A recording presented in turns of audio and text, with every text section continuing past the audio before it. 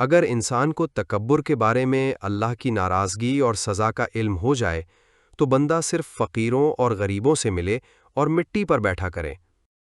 جو فضول خرچی پر فخر کرتا ہے وہ مفلس ہو کر ذلیل ہوتا ہے۔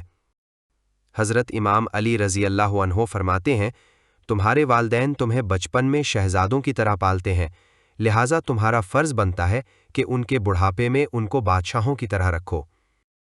صرف پیسے کا ہونا رزق نہیں ہے، نیک اولاد، اچھا اخلاق اور مخلص دوست بھی رزق میں شامل ہیں۔ حضرت علی رضی اللہ عنہ نے فرمایا، ہمیشہ اپنی چھوٹی چھوٹی غلطیوں سے بچنے کی کوشش کرو، کیونکہ انسان پہاڑوں سے نہیں، پتھروں سے ٹھوکر کھاتا ہے۔ صبر دل ہلانے والی مصیبتوں کو آسان بنا دیتا ہے۔ جس زبان سے جھوٹ نکلنا بند ہو جائے، اس زبان سے نکلی ہوئی ہر دعا قبول ہوتی ہے۔ حضرت علی رضی اللہ عنہ نے فرمایا، ایسے شخص کو چنا کرو جو آپ کو عزت دے، کیونکہ عزت محبت سے کہیں زیادہ خاص ہوتی ہے۔ اپنے اندر پرندے کی طرح عاجزی پیدا کرو، جو آسمان کی بلندیوں کو چھو کر بھی اپنی گردن جھکا کر رکھتا ہے۔ جب کسی کو کسی سے رشتہ ختم کرنا ہو تو سب سے پہلے وہ اپنی زبان کی مٹھاس ختم کرتا ہے۔ رشتوں کی خوبصورتی ایک دوسرے کی بات کو برداشت کرنے میں ہے۔ بے عیب انسان تلاش کرو گے تو اکیلے رہ جاؤ گے۔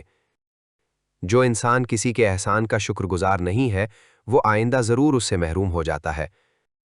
جسے تقدیر پر یقین ہوتا ہے وہ اپنے آپ پر نازل ہونے والی مصیبتوں سے نہیں گھبراتا۔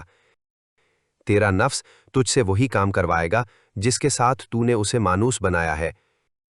مجھے تعجب ہے اس شخص پر جو اپنی برائیوں کو جانتا ہے لیکن جب اسے برا کہا جائے تو ناراض ہو جاتا ہے۔ دل کو قابو میں رکھنا اور اختیار ہونے کے باوجود ناجائز خواہشات پر عمل نہ کرنا، یہی اصل مردانگی ہے۔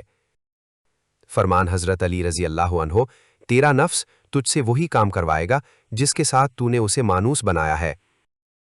جو انسان کسی کے احسان کا شکر گزار نہیں ہے وہ آئندہ ضرور اس سے محروم ہو جاتا ہے۔